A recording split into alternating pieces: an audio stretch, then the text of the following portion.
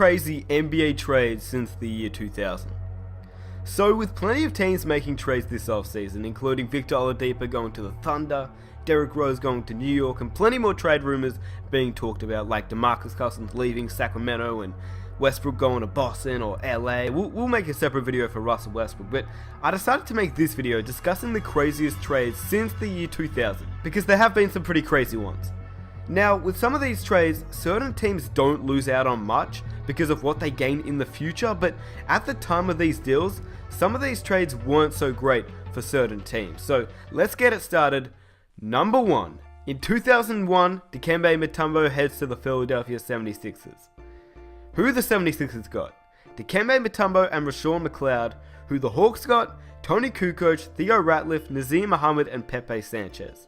With the 34-year-old Dikembe Mutombo as their defensive anchor, he averaged 11.7 points, 12.4 rebounds, and 2.5 blocks per game. The 76ers would advance to the NBA Finals in Mutombo's first year in Philly, while the Hawks, after losing Mutombo, finished the season with a 25-57 record. Mutombo stayed with the 76ers for one more season, but their playoff run was cut short in the first round, and age eventually caught up to Mutombo, the 7'2" shot-blocking Hall of Famer. When Mutombo got traded to the 76ers, he and Iverson led a pretty weak 76ers squad to the NBA Finals, as well as Dikembe also won Defensive Player of the Year, so the trade was a good one for the 76ers, and obviously it was a terrible one for the Atlanta Hawks. The reason why this was such a good trade for the 76ers was because this was pretty much their shot to get Iverson an all-star caliber player to try and contend with. Even at his age of 34, this was a terrible trade for the Hawks, as Dikembe still had some talent left in him, and for what they got back, yeah, it wasn't too good. They finished with a 25-57 record after he left the Atlanta Hawks. And like I said, he ended up making it to the NBA Finals with Allen Iverson, so pretty good trade for the 76ers, although they were never able to win. Number 2, Ray Allen to Seattle and Gary Payton to Milwaukee. Who the Bucks got? Gary Payton and Desmond Mason. Who the Supersonics got? Ray Allen, Kevin Ollie, Flip Murray, and a first-round pick in the 2003 NBA Draft, who ended up being Luke Ridnour. At 34 years of age, Gary Payton had all but secured his spot in the Hall of Fame, and would only spend 28 games, let me repeat that, 28 games in Milwaukee before heading to Los Angeles, while Desmond Mason spent just 2 seasons in Milwaukee before being traded to New Orleans. The real winner in this trade? Well, it's pretty obvious. Obviously, no doubt in anyone's mind was the Seattle Supersonics. They ended up getting Ray Allen, fully in his prime at 27 years old, and he would reach his full potential in Seattle, averaging 24.6 points per game, 4.8 rebounds and 4.4 assists, and 2.9 threes made in his 4.5 seasons with the franchise. I think we have a clear winner and loser here. Like I said before, Gary Payton only ended up playing 28 games in Milwaukee, and they gave up Ray Allen and a 2003 first round pick, which ended up being a lottery pick. So yeah, not the best trade for Milwaukee, but a great trade for Seattle.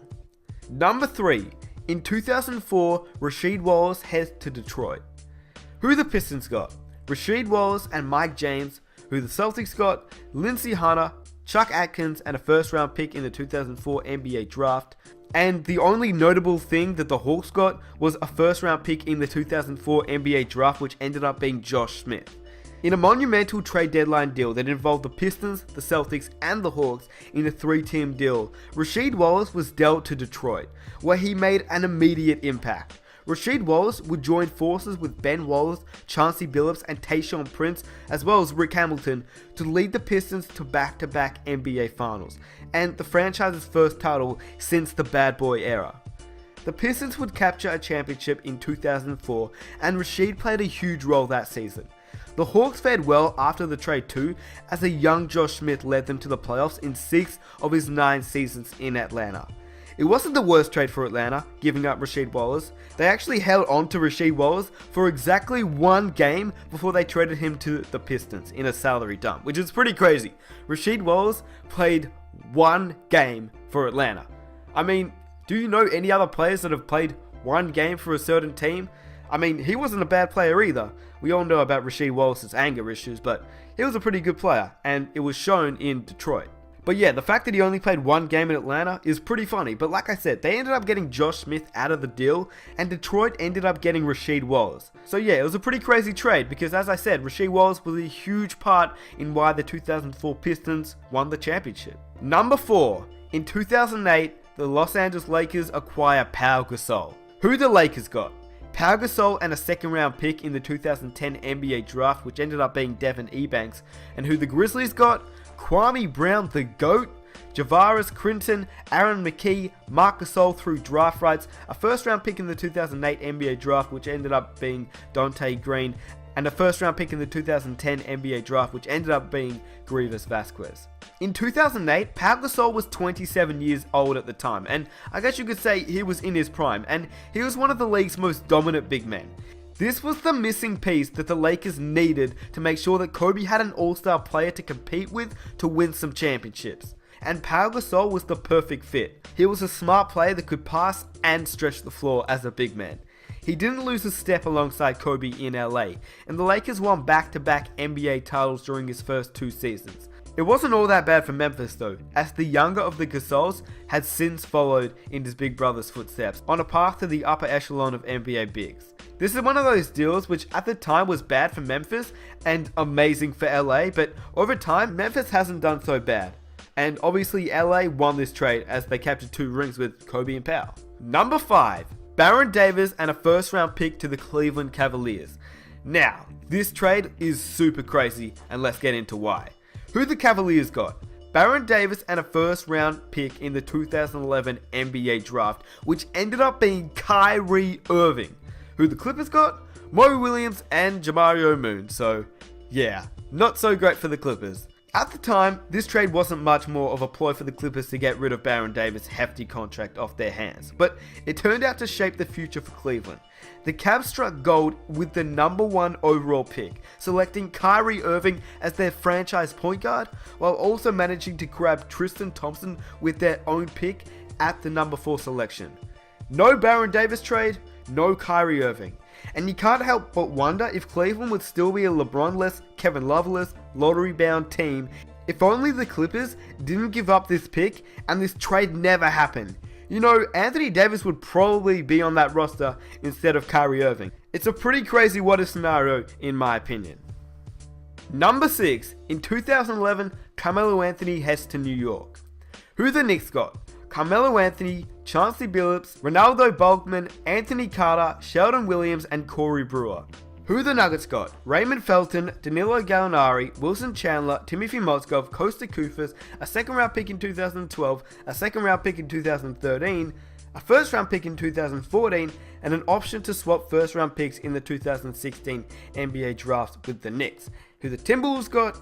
Eddie Curry, Anthony Randolph, and a second round pick in the 2015 NBA draft. This is one of the biggest blockbuster trades in league history. Over a dozen players were dealt, and we're still waiting to crown a clear winner as a result. Since the trade went down, none of the teams have advanced past the second round of the playoffs, and only 3 players, Carmelo Anthony, Danilo Gallinari, and Wilson Chandler, still remain on their same teams. Looking back now, I think the clear winner was Carmelo Anthony going to New York, but that was totally expected when the trade went down. In saying that, the reason why it's on the list is because it was just one of the biggest blockbuster trades since the year 2000. So yeah, Carmelo Anthony going to New York was a pretty big one in 2011. Pretty crazy trade in my opinion. Number 7. The Brooklyn Nets lose out on Damian Lillard in 2012. Who the Brooklyn Nets received? Gerald Wallace. Who the Portland Trailblazers received? Mehmet Okur, Sean Williams, and a top 3 protected 2012 first round pick used to select Damian Lillard. This isn't the last time you're going to see former Brooklyn Nets general manager Billy King make an appearance on this list, as his blatant disregard for future first round picks is largely why the Brooklyn Nets' future looks so bad and hopeless at the moment. This trade isn't crazy. What's crazy is what the trade meant for Brooklyn and what it meant for Portland. Oh yeah, that's right, on the franchise point guard Damian Lillard, 4 years after the trade, Lillard has emerged as an all-NBA worthy point guard, far better than Deron Williams was during his time with the Brooklyn Nets. Both Williams and Wallace opted out, signing 5-year $98 million and 4-year $40 million deals respectively, yet both would find themselves on the way out within 3 years. The Nets flipped Gerald Wallace in a catastrophic deal we'll discuss later, and they bought out Deron Williams this past summer. Pretty crazy that the Nets could have ended up with Damian Lillard if not making the trade to get Gerald Wallace. Number 8. James Harden to the Houston Rockets in 2012. This trade ultimately meant that OKC would break up a potential dynasty. The Oklahoma City Thunder received Jeremy Lamb, Kevin Martin, and a 2013 first-round pick used to select Steven Adams, whilst the Houston Rockets received James Harden as well as a few other players. Many would consider this trade to be the league's craziest trade on the list, and that's an extremely reasonable stance to take. After all, since coming to Houston, James Harden has evolved into a superstar. Looking back today, do you think the Thunder would have traded James Harden had they known the type of player he'd become over the coming years? No. That's the clear answer. No. That said, it wasn't a franchise crippling mistake for Oklahoma City. It broke up a potential dynasty, sure, but the Thunder have remained perennial championship contenders in the 4 seasons since moving on from Harden, though they basically received 40 cents on a dollar for him. Jeremy Lamb and Kevin Martin have both since moved on, while Steven Adams has become a productive rotation member. At the time of the deal, Harden also wasn't an established franchise cornerstone when they flipped him. When Harden was on the Thunder and extension negotiations broke down, general manager Sam Presti decided to break up a team fresh off an appearance in the NBA Finals, a move that left many observers wondering why. After all, the Thunder could have decided to move him at the trade deadline if their season derailed or agreed to match any offer he received in a restricted free agency to retain him as the trade chip down the line.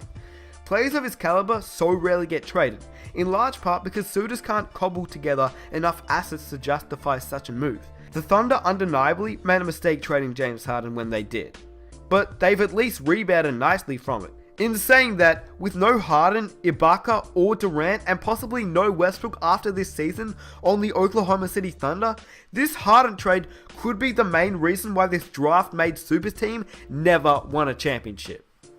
Number 9. Kevin Garnett, Paul Pierce, and Jason Terry to Brooklyn in 2014.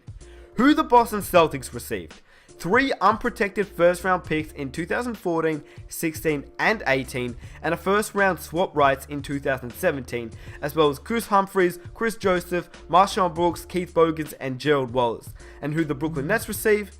Kevin Garnett, Paul Pierce, Jason Terry, and DJ White. Heading into 2014, the Brooklyn Nets became really impatient. Fresh off their first playoff appearance in 6 seasons, they sent a whopping 3 unprotected first round picks along with the rights to swap first rounders in 2017 to the Boston Celtics in exchange for Kevin Garnett, Paul Pierce, and Jason Terry. In theory, this move would establish themselves as a legitimate threat to the Miami Heat, but as we all know, that hardly came to fruition.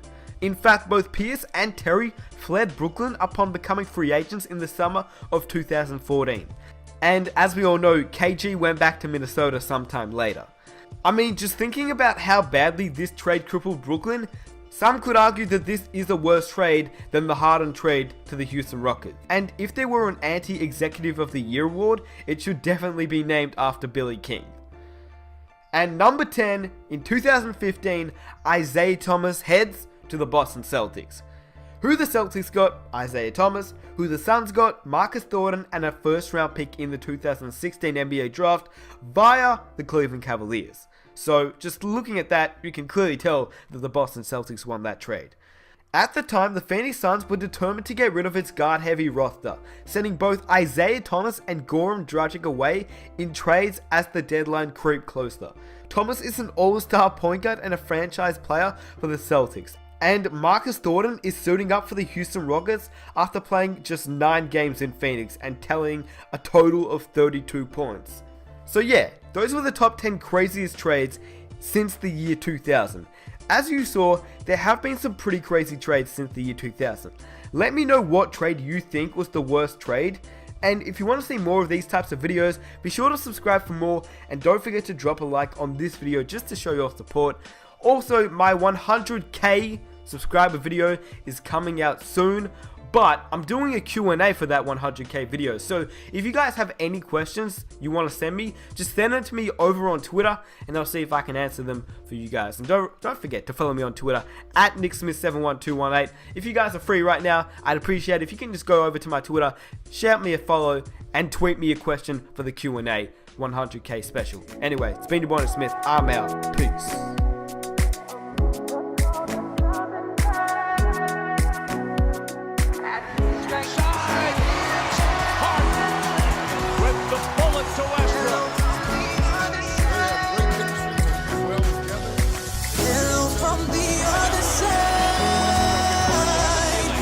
Must have called it